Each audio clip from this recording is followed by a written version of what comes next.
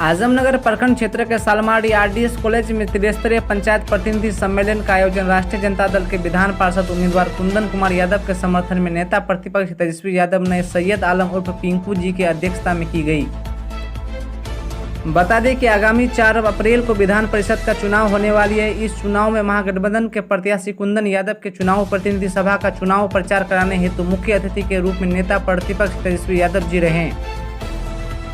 वही नेता प्रतिपक्ष ने कहा कि इस बार विधान परिषद का चुनाव में महागठबंधन का प्रत्याशी कुंदन यादव को ही जिताने का काम करेंगे तथा देश में बढ़ती बेरोजगारी एवं महंगाई को लेकर इसकी चर्चा सरकार के पास करेंगे तथा प्रतिनिधियों का अधिकार दिलाएंगे। तथा उसने कहा कि बिहार विधानसभा चुनाव में हमारी एक मुद्दा थी पढ़ाई लिखाई और दवाई थे। इस बार की मुद्दा है कि जनप्रतिनिधियों को बात को लेकर ब्लॉक स्तर पर सभी पदाधिकारियों को सुने एवं उनसे समस्याओं का समाधान करने का काम करेंगे। वही अतिथि के रूप में राजद के पूर्व विधायक महेंद्र नारायण यादव, राम प्रकाश महतो, अब्दुल गनी, विधायक महबूब आलम, प्रदेश उपाध्यक्ष तारकेश्वर ठाकुर, प्रधान महासचिव राखी यादव, प्रदेश उपाध्यक्ष विजय यादव आदि सब उपस्थित रहे। विधायक महबूब आलम जी, पार्टी के जिला अध्यक्ष अब्दुल गनी साहब जी, मोहम्मद सैयद आलम उर्फ पिंकू जी, श्री राम प्रकाश महतो जी, श्री महेंद्र नारायण यादव जी, पत्रकारगण, आज आजमनगर प्रखंड में हमको आने का मौका मिला है और आप का चुनाव ये बिहार विधानसभा का नहीं बल्कि जो अपर हाउस कहा जाता है, जिसको कहा जाता है बिहार विधान परिषद। बिहार में 2 सदन है, एक विधानसभा और एक परिषद, और हम लोगों की ताकत, विपक्ष की ताकत बिहार विधानसभा में, क्योंकि 2019 के चुनाव में महागठबंधन को जो वोट मिला था 1 करोड़ 56 लाख वोट मिला और एनडीए के शान तक हम लोग आगे चल रहे थे। उसके बाद से भाई दिल्ली से हुक्म आया, काउंटिंग को रोक दिया गया। फिर रात के अंधेरे में चोर लोग निकलते, रात के अंधेरे में जनादेश की चोरी की गई। जो सीट हम 500 से जीत रहे थे, 1000 से जीत रहे थे, 2000 से जीत रहे थे, उसको जो है 12 वोट से हराया गया, 50 वोट से हराया गया, 100 वोट से हराया गया। हमारे प्रत्याशी घोषित हो गए थे, फिर बाद में जो सर्टिफिकेट नहीं दिया गया। तो ये सारा खेला हुआ। लेकिन आज हमारी बिहार विधानसभा में इतनी ताकत है कि आज जब हम साथ खड़े होकर के आवाज उठाते हैं या मुख्यमंत्री से कोई सवाल पूछते हैं तो मुख्यमंत्री के पास जवाब देने की स्थिति नहीं होती, वो भाग चले जाते हैं।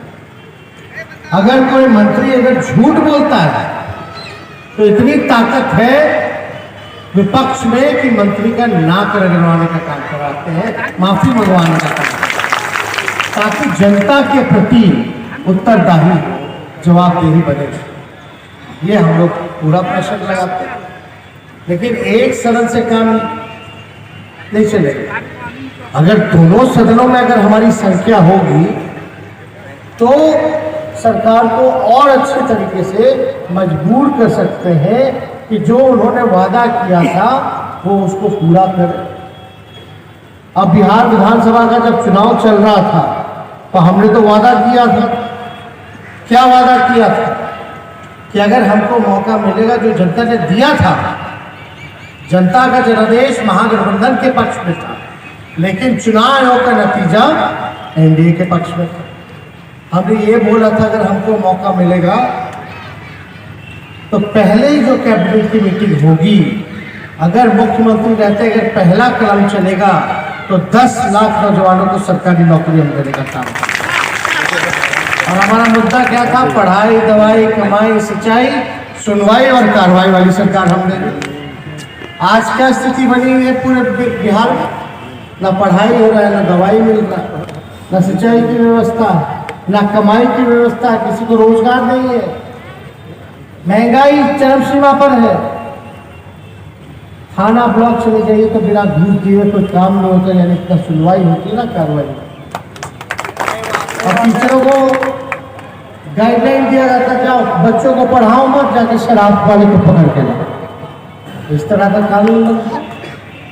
मास्टर का, टीचर का काम है बच्चों को पढ़ाना, भविष्य को बेहतर करना।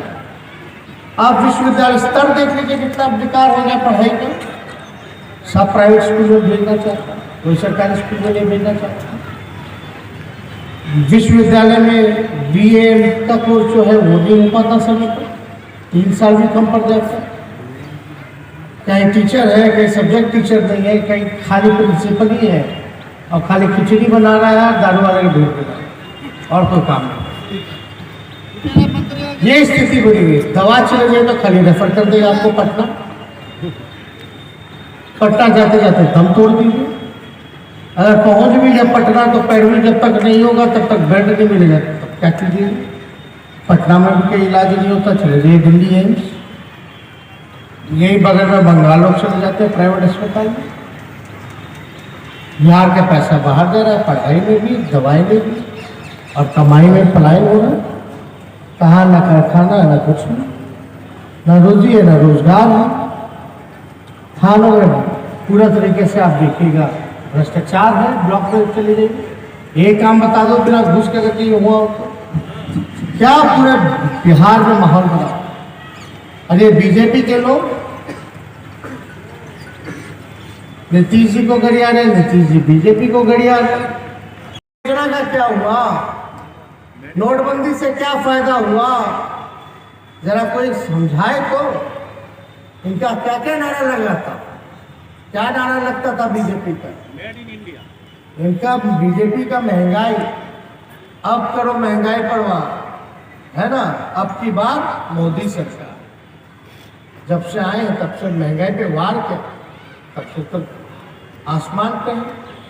तो यहाँ चाहे कोई काम नहीं हो, आपस में लोग लड़ रहे हैं। कोई मुकेश सहनी को बीजेपी को बोल रहे हैं, बीजेपी मुकेश सहनी को बोल रहे हैं, जेडीयू बीजेपी को बोल रही है, बीजेपी जो है मांझी जी को बोल रही है। स्पीकर तब जाकर के जो है राजवंशी समाज को न्याय मिलेगा। तो हम लोग इसको बिहार विधान सभा में भी उठाएंगे, और जब कुंदन जी जीतेंगे तो इस बात को जो है वहाँ उठाएंगे परिषद में, दोनों हाउसों में आवाज देगा, तब सरकार पे दबाव आएगा। तो आप लोगों के आशीर्वाद है ना, दोनों हाथ उठा के बोलेगा तो विजय का माला पहना दे। बहुत बहुत धन्यवाद, जय हिंद।